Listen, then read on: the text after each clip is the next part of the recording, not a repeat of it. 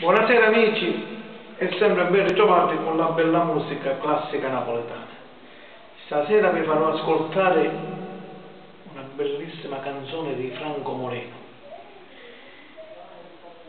un cavallo di battaglia proprio di questo cantante. Vi farò ascoltare Bazzute Bene, delle migliori canzoni che ha fatto Franco Moreno.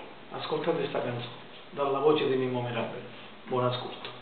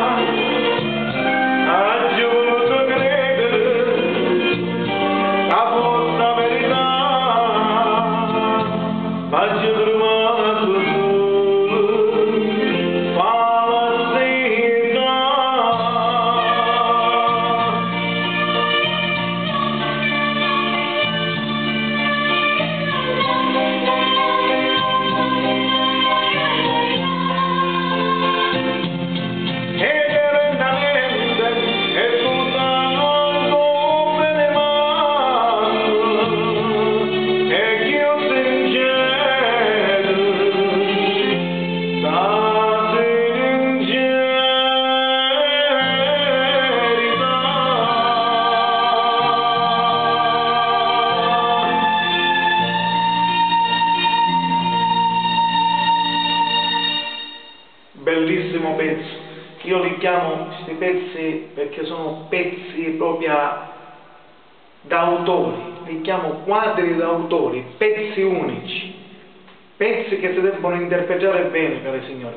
Mi dispiace io non voglio fare polemiche, ma mi dispiace per certi ragazzi, certi cantanti che poi non sono cantanti, che rovinano la musica napoletana, li cantano e sono stonati, senza pronunzia, perché per cantare la musica napoletana si deve studiare, perché la musica napoletana, cari amici, è un patrimonio artistico, perché lo capisci.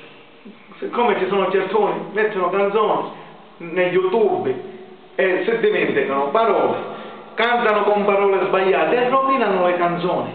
Ci manca la pronunzia pure. Si deve avere la pronunzia quando si canta in napoletano. Signori miei, perché la gente guarda internet, guarda YouTube, ci guardano e poi diventiamo ridicoli. Perciò, amici cari, lo dico a quelli che rovinano le canzoni: prima di mettere le canzoni studiate bene, perché la gente vi ride in faccia. Avete capito? Buonasera.